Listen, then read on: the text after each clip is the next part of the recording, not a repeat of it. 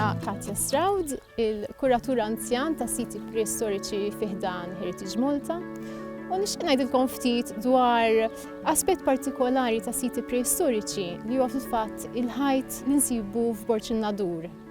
Meta kont żgħira kont inqatta' ħafna ħin ftit il-bogħod minn dal-ħajt għax in-nanni tiegħi kellhom villeġġatura u dak iż-żmien kien jgħiduli ħafna stejjer dwar villaġġ li kien ikun hawn fuq f'dal-pajsaġġ u li kellu l-ħitan madwaru biex iħarsuh u kien hawn soldat li kien jiġġieldu l-edewwa minn dal-villaġġ. Imma dal-ħajt għadu hawn u għadu jassess fuq dan il-pajsaġġ.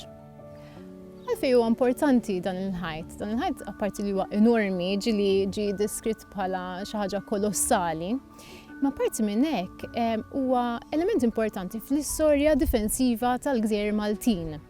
Din hija l-ewwel biċċa fortifikazzjoni li għandna qabel anki t-torrijiet ta' żmien ir-Rumani, qabel il-fortifikazzjonijiet ta' żmien il-Kavallieri, anki qabel il-Victoria Lines. Apparti minn hekk huwa element importanti ħafna fl-istorja ta' dan il-pajsaġġ u apparti bin-nisġa tal-istorja kemm naturali kif ukoll kulturali ta' dan il-pajsaġġ. U għalhekk huwa element importanti ħafna biex nifhmu din iż-żona tal-Gżejjer Maltin. Fil-passat kien jitwemmen li dan il-ħajt huwa parti mit-Tempju ta' Ercole.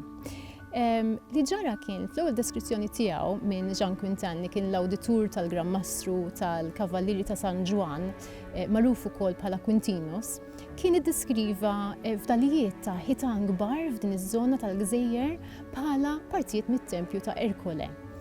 Kien biss mal-bidu tas-seklu 20 li fimna li dawn huma fil-fatt parti minn ħajt difensiv għax Albert Meyer li kien studjuż Ġermaniż ġie studja dawn is-siti u innota li minħabba d-daqs ta' dan il-ħajt probabbli kellu użu difensiv milli parti minn tempju.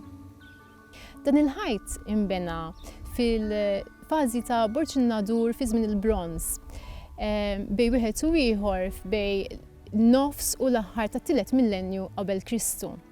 Ir-raġuni għalih kienet li f'dak iż-żmien kien hawn iżjed attività marittima, kien hawn iżjed negozju bil-baħar u kien hawn iżjed attività fuq il-baħar u għalhekk kien ħass il-bżonn li dawn il-villaġġi jiġu protetti. B'hekk insibu dawn il-villaġġi jew f'postijiet li huma protetti naturali minħabba l-pajsaġġ li qegħdin fihom jew inkella bħala hawnhekk inbnew fortifikazzjonijiet.